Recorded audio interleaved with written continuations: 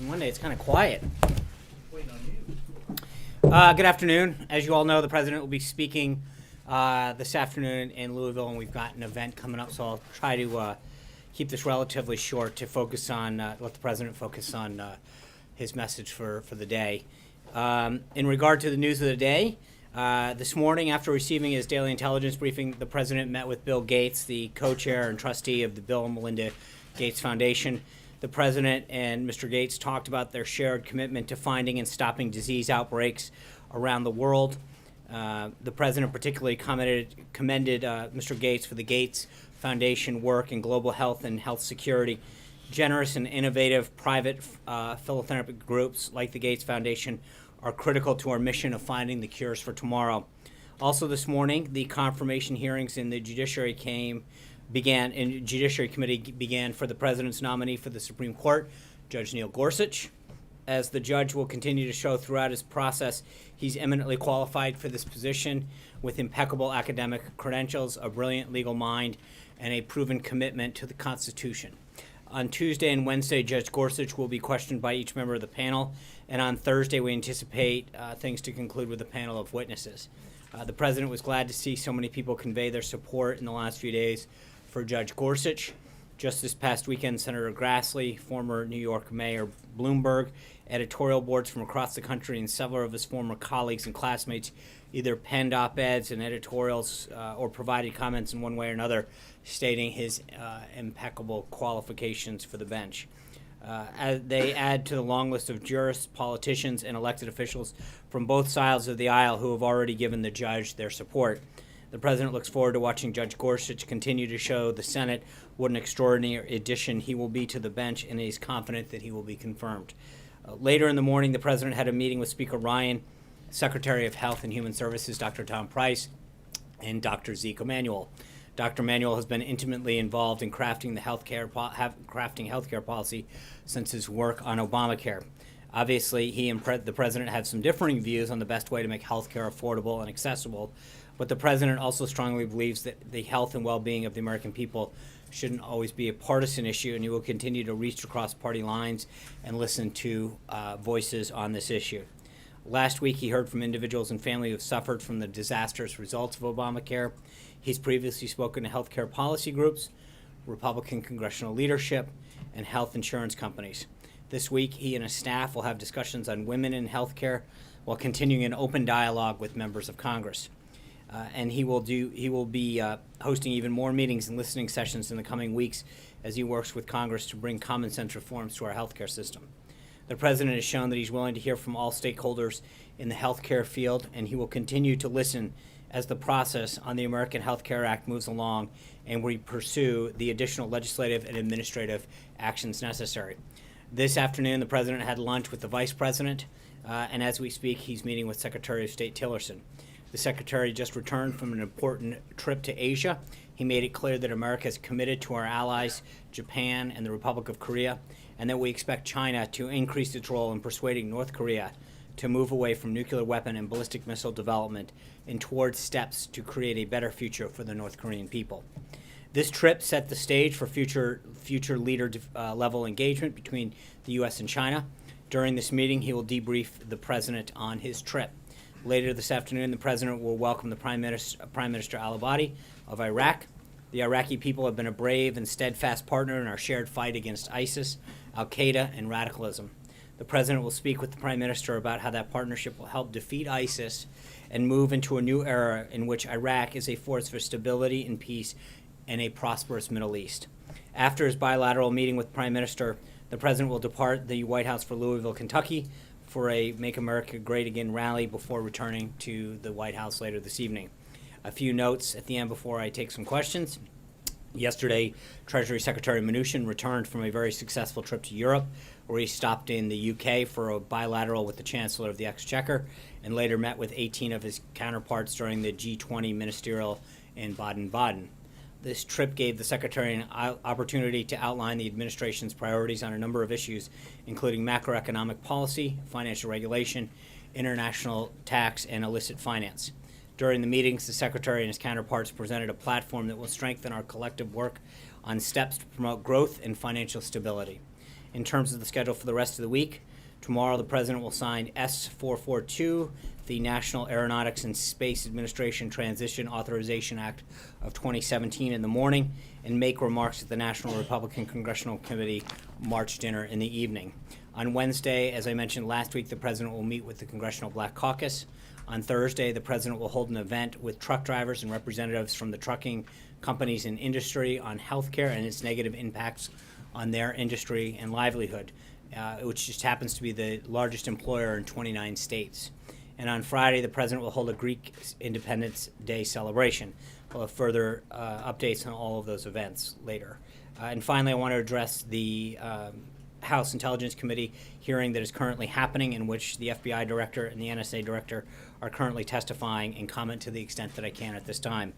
This hearing, as Chairman Nunes noted, is the first of several that the House Intelligence Committee is engaged in, and the President is happy that they're pursuing the facts in this.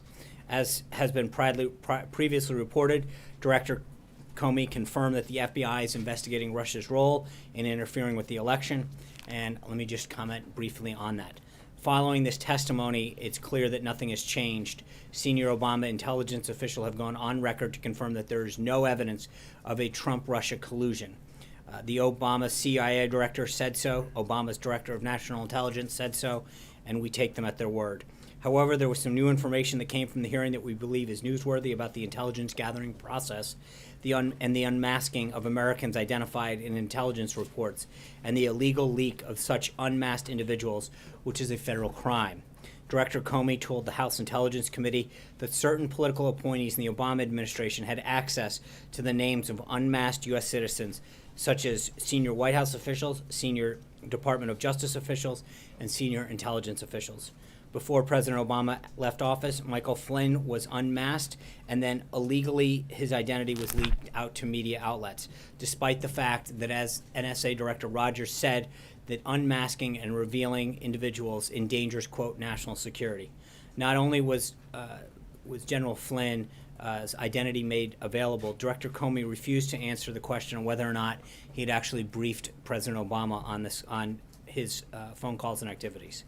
Director Comey called these types of disclosures of classified information a threat to national security, and said he will investigate and pursue these matters to the full extent of law. He also said that the leaking of classified information had become, quote, unusually active in the time frame in question. It's also important to note that both Directors Comey and Rogers told the committee that they have no evidence that votes were changed in the swing states the president had won. I think that pretty much, until we get the ending of this hearing, I don't know that I want to comment too much further. And with that, I'm glad to take a few questions. Jonathan. Sean, does the president still have complete confidence in FBI Director Comey? There's no reason to believe he doesn't at this time. John. He said, he said that there is no information to support the allegations that the president made against President Obama at this time. So is the president prepared to withdraw that accusation and apologize to the president? No, we started a hearing. It's still ongoing. And then, as Chairman Nunes mentioned, this is one in a series of hearings that will be happening. I think there's, as I noted last week, there's also a lot of interesting news coming out of that in terms of the activities that have gone on to reveal the information on American citizens that have been part of this, particularly General Flynn. There's a lot of things that aren't being covered in this hearing that I think are interesting. That since it's ongoing, I'll leave that for now. But I think there's a lot of areas that still need to be covered. There's a lot of information that still needs to be discussed. The director also said he's investigating the links and the possibility of coordination between the Trump campaign and the Russians. Given that the president just this morning said that the Democrats made up the Russia story, why would the FBI director be investigating a story if it's simply... I don't think that's what he said, but again, look at what... No, he did. He said that he's investigating the nature of any links between individuals associated with the Trump campaign and the Russian government, and whether or not there was any coordination. Correct. But again, investigating it and having proof of it are two different things. You look at the acting Obama CIA director said that there's smoke but there's no fire, Senator Tom Cotton. Not that I'm seen and not that I'm aware of. You look at Director Clapper, not to my knowledge. Senator Chris Coons, Democrat from Delaware. I have no evidence of collusion. I mean, there's a point at which you continue to search for something that everybody who's been briefed hasn't seen or found. I think it's fine to look into it, but at the end of the day, they're going to come to the same conclusion that everybody else has had. So you can continue to look for something, but continuing to look for something that doesn't exist doesn't matter. There is a discussion, I heard some names floated around before, that were hangers-on on the campaign. And I think at some point, people that, got thrown around at the beginning of this hearing, some of those names, the greatest amount of interaction that they've had is had cease and desist letters sent to them. So the Roger Stones and the Carter Pages. yeah, exactly. The Carter Pages, yes.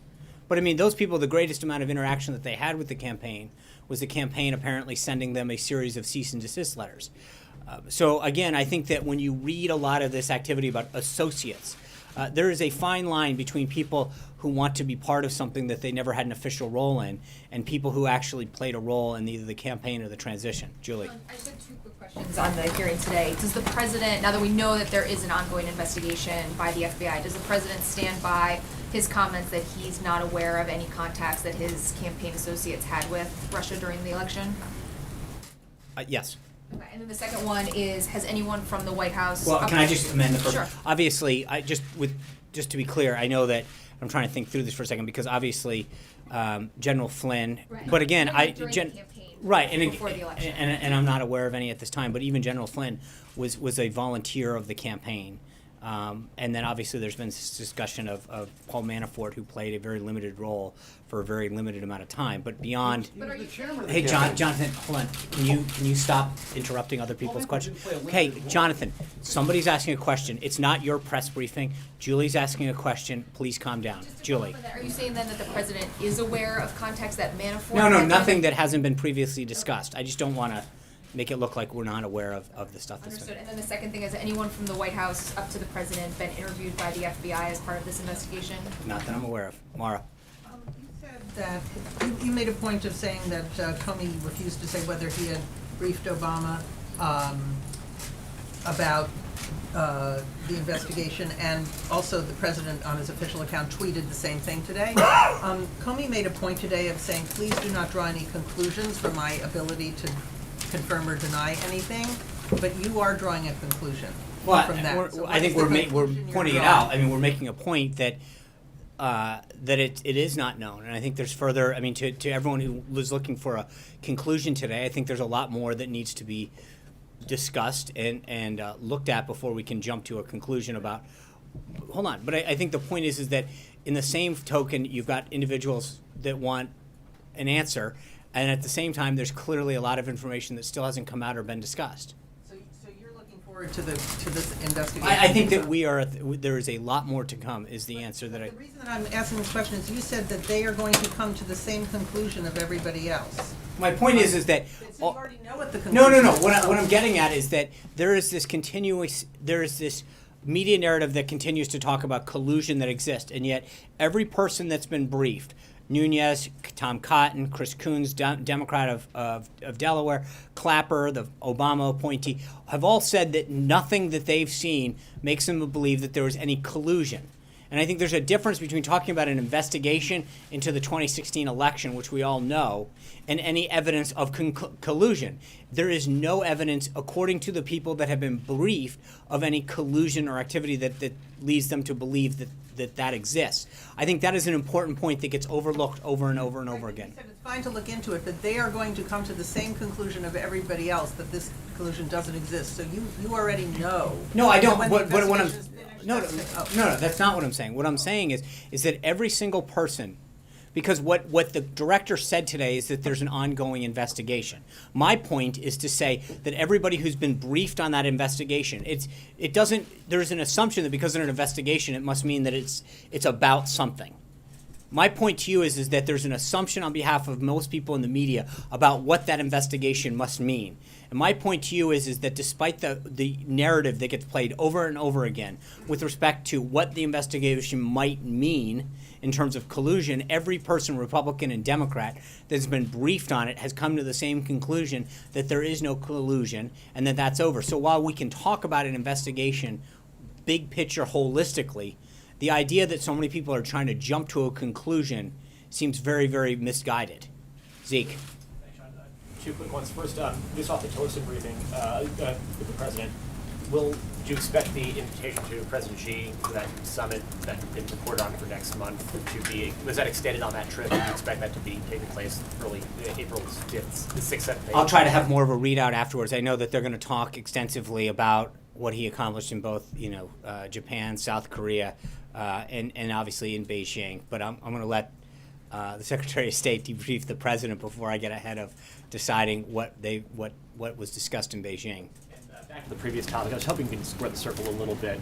You said in the case of the president's tweets that there's an ongoing investigation, that more things will come out that may justify that. But in the case of the collusion charge, you listed all the people who said there's been no investigation there. Why, in one case, is that sufficient to say that there is no, you can rule out collusion now, versus in the other case you can say, oh, there's going to be more information coming out that will prove Well, I'm these not, tweets because again, I think there's a difference. I'm not ruling anything out. I'm merely explaining to you that every person, Republican, Democrat, Obama, that served in the Obama administration across a broad section, tweets in terms of what? that they're But I think that there's on the investigation itself, we know from the people who have been briefed.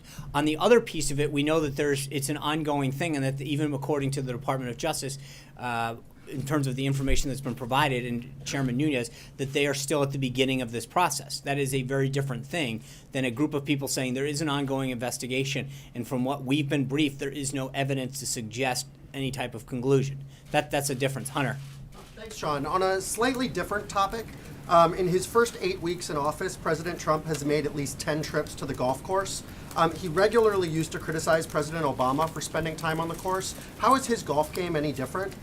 Well, I think two things. One is you saw him utilize this as an opportunity with Prime Minister Abe to help foster deeper relationships in Southeast Asia, and have a growing relationship that's going to help U.S. interests.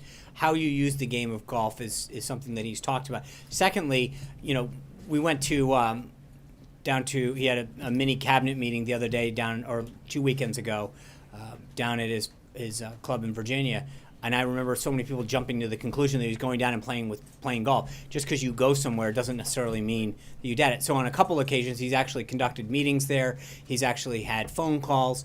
So just because he heads there doesn't mean that that's what's happening. So I know he did meet with Prime Minister Abe on the course, but we're not getting a lot of details on other high-level meetings that are taking place. If he is having these productive meetings on the course, why isn't the president and his aides being a little more forthcoming about what he's doing? It's the same reason that he can have dinner or lunch with somebody, and not because I think the president's entitled to a bit of privacy at some point, where we bring that, which is what we've always agreed to. We bring the protective pool to be there, but the president's also entitled to a bit of privacy as well.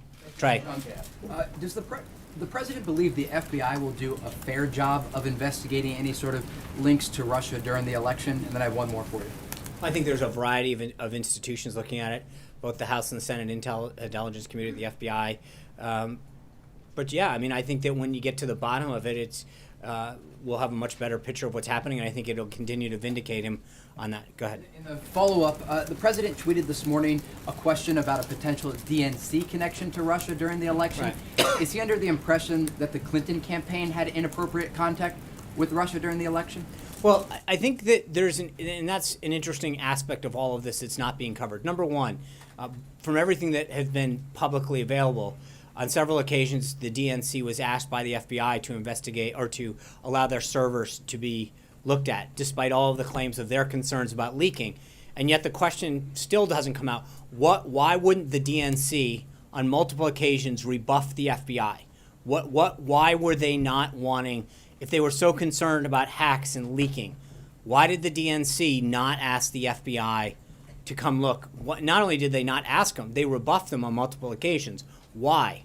What are they hiding? What were they concerned of? But I think there's a serious question. They're very clear about the concerns that they have, and as well as all of the leadership in the Democratic Party. And yet, when it came to hacks and leaks out of the DNC, and they're quick to jump to the conclusion about who did it, and yet they wouldn't allow the FBI to investigate it. There's a whole second set of concerns here in terms of what was Hillary Clinton's role. You look at the Obama history of the Obama administration and the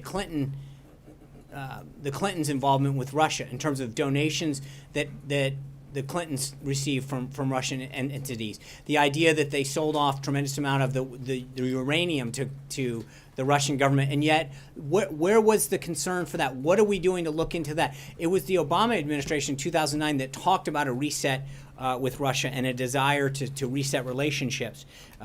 It was Hillary Clinton who signed off on the deal that gave a Russian company 1/5 of the U.S. uranium supply. Where is the questioning about that? What did they get? There was discussion the other day about a Russian official noting that both campaigns they sought to do it. Where is the concern about their efforts on the Hillary Clinton thing? The Democrats and the Democratic Party and a lot of those individuals are quick to point fingers, and yet when it comes to discussing their own collusion or questions involving their involvement with Russian officials or buy-offs to the Russians, there's no discussion there. So you've got to wonder on both sides, where's the parity when it comes to these kind of investigations? Margaret.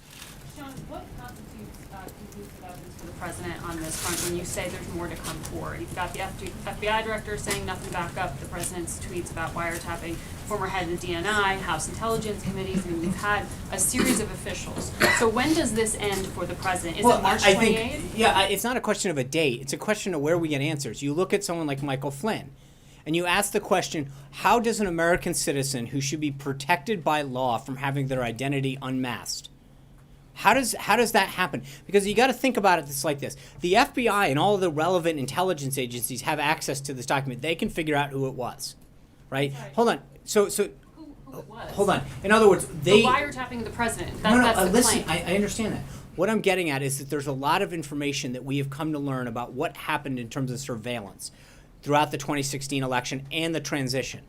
And when you look at somebody like Michael Flynn and you realize that while they might have been looking at somebody else at that time, how does somebody's name that's protected by law from being disclosed get put out in the public? Why was it put out in the public? Because the people in the intelligence community would have had access to that information. They could have found out who it was.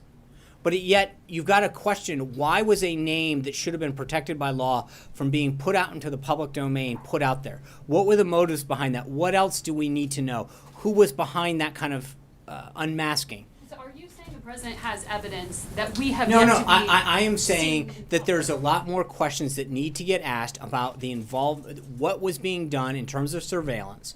Who was being surveilled? Why were they being surveilled? What techniques? Why are certain people being sort of, quote, unmasked and having their identity known? What was going on? But there's a lot more questions than answers that need to get asked. Who does the president trust to provide those And I think answers, we've if talked not about the heads of all those agencies? And we've talked about this ad nauseum, that the House and the Senate Intelligence Committees are looking into this. Today is the first of several hearings that Chairman Nunes intends to call. Senator Burr has already talked about it. There's a ways to go, and I get that you guys want to know the end of the book right now, but we're on the first chapter of this process. Steve. So Burr and Nunes, he does trust them. Of course. To provide the We've definitive put out a answers. statement saying so much that we asked them to look into it. So I don't think it should come into any surprise that that's where we have noted multiple times that that's where the president believes the appropriate place in the process and the and for all of these documents to go through. Steve. The president said he had a lot of meetings over the weekend on North Korea. Who were those meetings with, and what was his reaction to North Korea's test of this new rocket engine? Well, I think we continue to be concerned with North Korea's activity.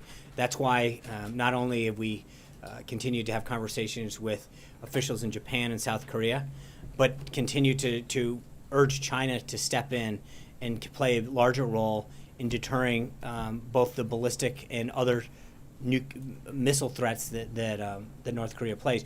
I will try to have a further readout on some of those conversations, but I think there is a growing concern about North Korea. I think that is part of what Secretary Tillerson is going to be discussing with him during their meeting. And did Tillerson get a promise from China to weigh in more on North Korea? I think he sent a very clear signal that our policy of strategic patience is over. The President and the Secretary of State have an expectation that China employ multiple points of pressure on North Korea. We know that we don't agree 100% of the time with China, but as the State Department noted yesterday, both President Xi and Secretary Tillerson agreed that there are opportunities for greater cooperation between China and the United States, and acknowledged that there are and will be in the future differences between the two countries. But I think that Secretary Tillerson's trip continued to or help set us down that path. And I think that the follow-on meetings that the leaders intend to have will be helpful in that vein. Shannon. Given the talk last week about the budget, the priorities for the American tax dollars, the need to cut programs like, or make cuts to programs like Meals on Wheels and the Art, is the president going to consider curbing some of his trips to Mar-a-Lago, which the GAO estimates could cost $3 million for a trip for the president to Palm Beach? Is he planning to cut those back at all, given his feelings about the priorities for the Americans' tax dollars? I think that is a vast reach to suggest. I mean, the presidents always travel, and I think the president, wherever he goes, he carries the apparatus of the White House with us. That is just something that happens. The president will continue to go and travel around the country and have meetings to solve the nation's problems. And again, I think because I know you took a little bit of a shot there. I think even the Washington Post, which is no friend to conservatives, even they sided with us that these false sort of narratives on Meals on Wheels. It's not a federal program. 3% of their total budget comes from a block grant that's passed through there.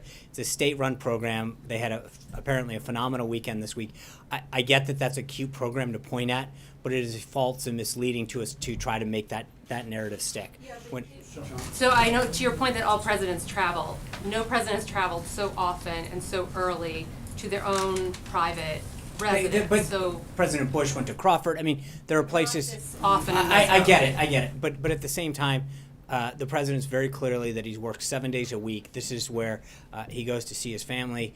He brings people down there. This is part of being president. John. Thank you, Sean. Turning back to the meeting with Chancellor Merkel on Friday, did the President and the Chancellor discuss the economic crisis in Greece at all? And given the appointment of two officials to the Treasury Department who've been critical of the International Monetary Fund, does the administration see a new or different role for the IMF in resolving the Greek economic crisis? Let me refer you to the Treasury Department on IMF. I think the readout that we provided on the Secretary's, on the Chancellor's visit, speaks for itself. They spoke at length as far as what they discussed and what they meant. So I'm not going to step on that. Francesca. Thank you. Are you aware of any White House officials that are under investigation by the FBI? No.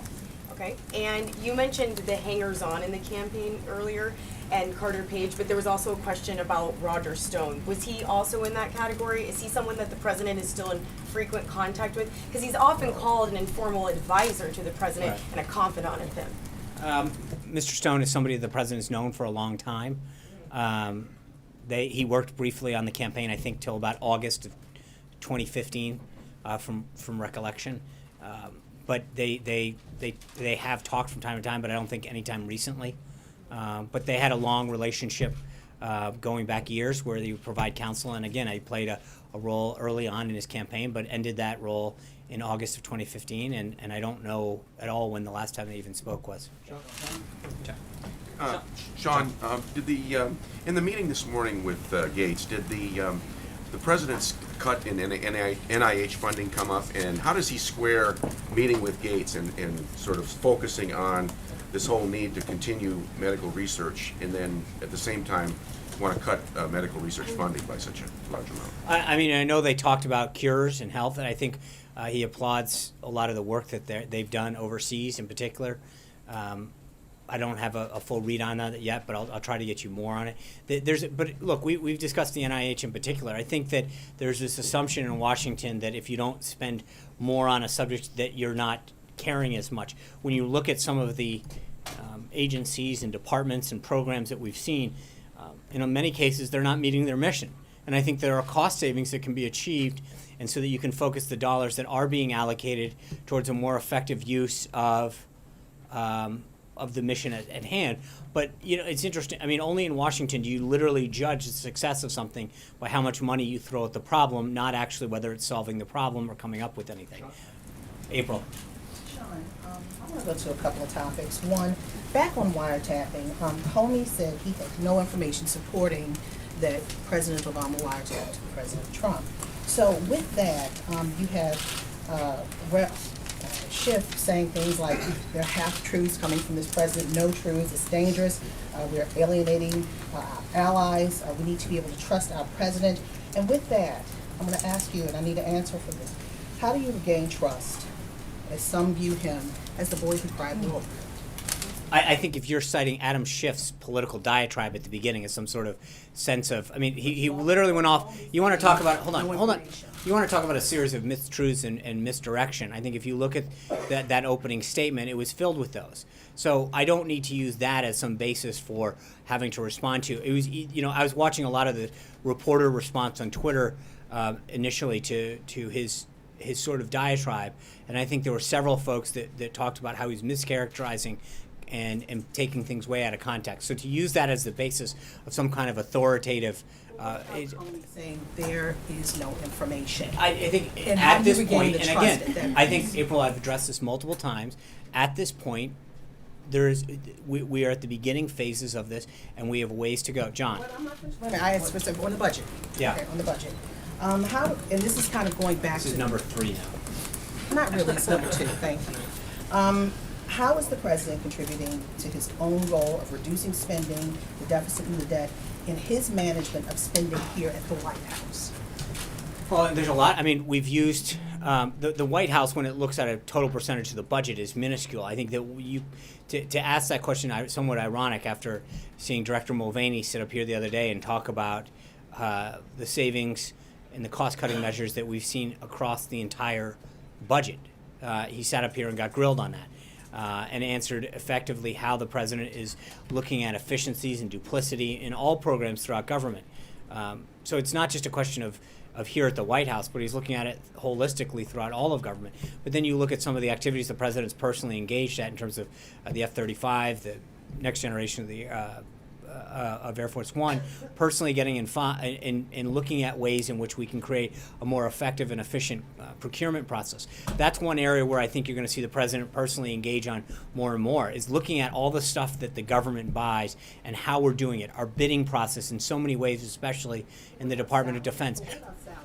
We know 3 people here are not taking salaries. Right. But what about salaries? I'm talking about, since he's making these massive cuts, Right. is the hurt going to come here as well? Sure. I mean, it's not just a hurt, but you bring it up. There are multiple people here who are not taking salaries. I mean, that is, 3.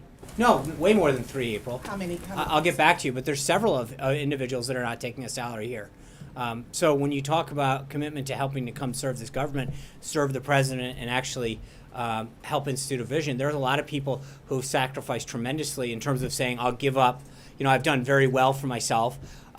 This country's benefited me. This is an opportunity for me to give back. That there are people well through this organization who have done that. John.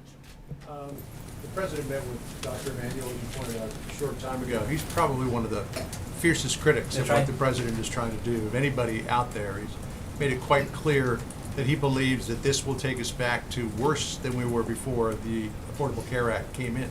What did the president hope to gain by meeting with Dr. Emanuel? Well, he's an architect of Obamacare. I think that despite our political and policy differences, he wants to hear ideas not just of him, but a lot of people. And we've brought in people on both sides of the aisle from both houses, from industry. The idea is to try to make this the best possible. He talked to Elijah Cummings a couple weeks ago about drug prices. It's not about ideology or party. It's about instituting a patient-centric drug and health care system that benefits the American people and gives them the access and the price point that they can get health care and actually get coverage. So it is hearing his ideas, it's listening to his suggestions, and figuring out if we can make it better. Part of the manager's amendment that Speaker Ryan talked about is in large part because we've been listening and making it better and making it better. And as it continues to work its will through the process, it's not just the current bill, but it's also the additional legislation that's part of this overall 3-pronged process that we've talked about.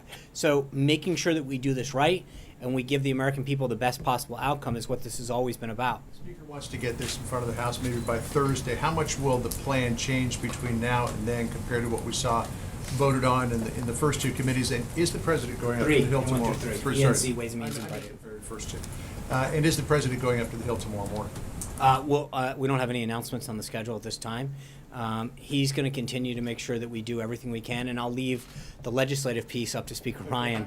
How much does he think it's Chairman going to Sessions. change between what we saw voted on by Ways and Means and It Jim depends on how Commerce much. I think Speaker Ryan detailed some additions and ideas and suggestions on your network yesterday with Chris Wallace that he is considering. And I think as we continue to meet with folks, there's some staff level discussions that occurred over the weekend.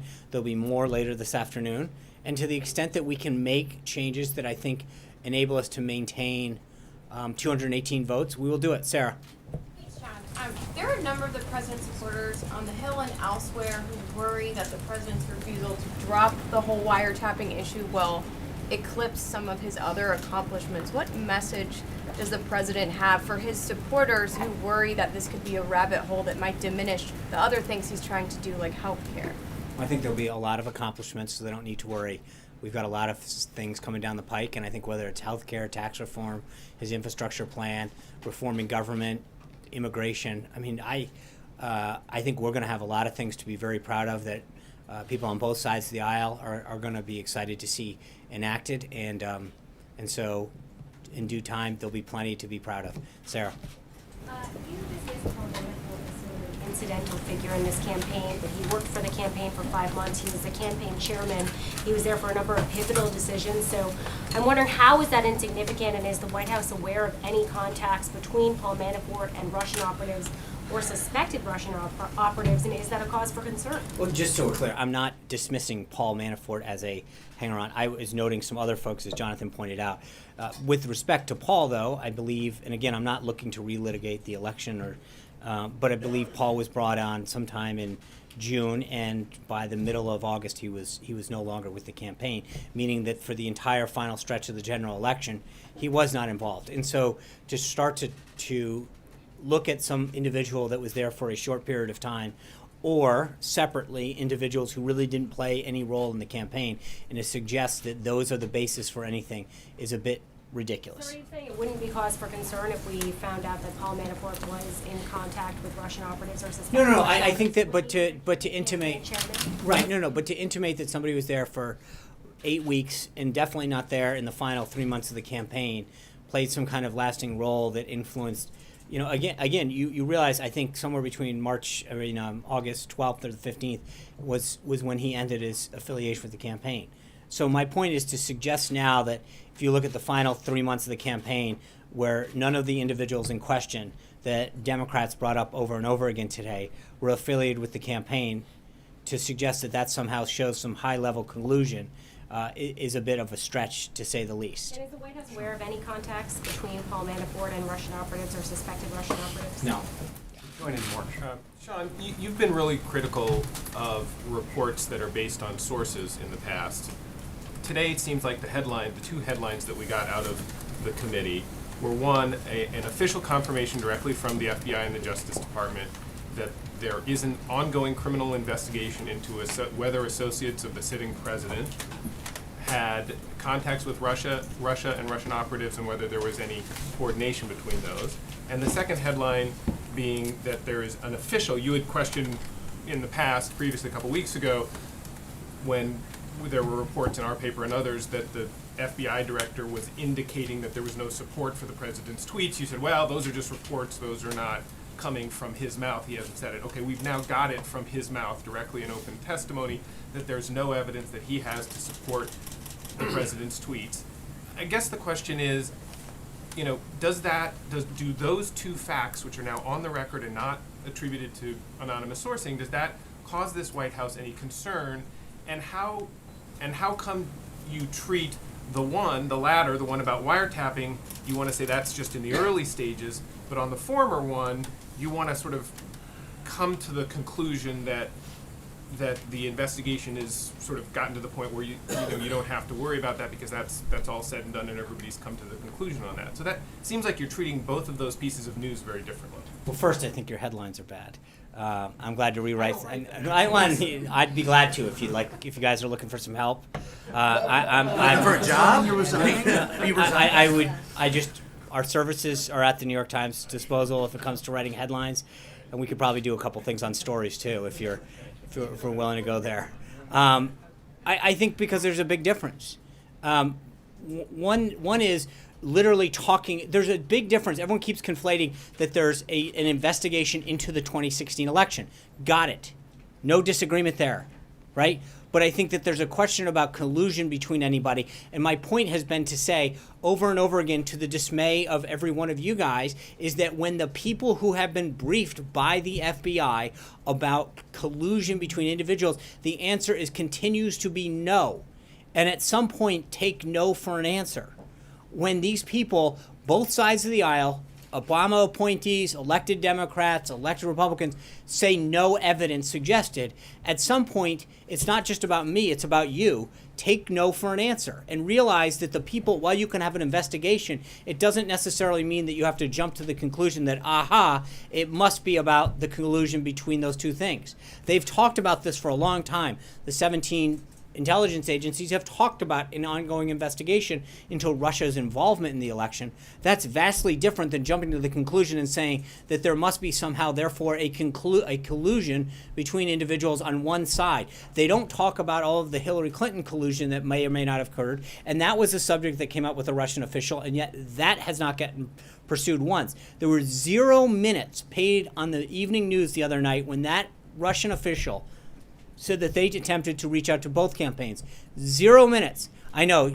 See, I'm an equal opportunity whack. Does the president need to take no for an answer in the same way that you're urging? No, because one is a bunch of people who've been briefed who are saying we haven't seen anything, and one is an ongoing. And because when you ask them, they are getting it. The president was very clear, and I think there's continuing to be a very, very literal interpretation of his tweet, which is whether or not there was wiretapping. The president understands that you don't literally wiretap people the same way that you did in the 70s and 80s with wires and things in the top of phone. So, right. Director Comey didn't focus on wiretapping. He but again, I think that we are still at the beginning phase of a look as to what kind of surveillance occurred and why. And that there's a question about what leaks occurred, why they're happening. And again, just Director Comey's, because I believe one of the big headlines that should come out of today is that when he talks about the unusually high amount of leaks that are coming out of this and classified information leak, that in itself should be a question. Why is so much information being leaked out now? What are the motives behind it? Who is doing it? And is it threatening our national security? Which I do believe the answer is yes. But there is a lot of other stories. And that's why I think, with all due respect to your 2 headlines coming out, I do believe there's a lot of headlines coming out. It's just that the only headlines that people want to write are the ones that support a narrative against this administration, and not one that actually looks into, how many times do people say that there was no evidence of something happening? How many times, or how much classified information is being leaked? There's a lot of headlines that should be written today about a lot of the stuff that's ongoing. And I know that we have an ongoing hearing, but there's a lot of other things that need to get discussed and aren't happening. Why did the DNC not let the FBI look at their servers? Why has that story not getting in? Because I would assume that if somebody was victim of something, which they've yelled from the rooftops. Hold on. I'm sorry. I'm curious. The implication of that is no. what? The question is, why is none of that being looked at? I don't know but my point is that not to draw an implication, but to merely ask a question. Which all I'm getting at is that suddenly none of the questions regarding any of this seem to get asked or answered or explored, and yet You won. You're here. Brian, you get the same treatment that Jonathan does. That doesn't mean you get to jump in. So the answer that I'm getting at is why are none of those questions being asked? Why is no one taking no for an answer when it comes to all of these individuals saying that they've seen nothing? But there are a series of headlines that I would suggest need to get written, and frankly, stories. I'm glad to do that, as I offered. George. I'd like to try to clarify 2 things. In the future, when you from that podium read from news articles or cite news articles, can we assume that you're vouching for the accuracy of those articles? I think merely reading a story that's in a paper is not vouching for it, it's reading the story. It doesn't put a White House in front. No, I think reading a series of things when asked a question, where is this narrative coming from, and citing a multitude of stories that are in the public domain is not necessarily endorsing everything. I read that's a silly assertion. We're reading stories that you and your colleagues, and not necessarily you at National Journal, have put out, but there are several people in here whose publications have put something out. Simply recitating those things is not an endorsement. The second thing is, when you talked to the British about the GCHQ thing, did you tell them that the White House would not raise that again, or can you talk about that conversation? There was merely an explanation of what we did and why we did it, which is what I just said to you, and that was it. Simply that. Thank you guys for that. We'll see you tomorrow. Hopefully some of you get a chance to go down today. If you don't, we'll have a readout. Thank you.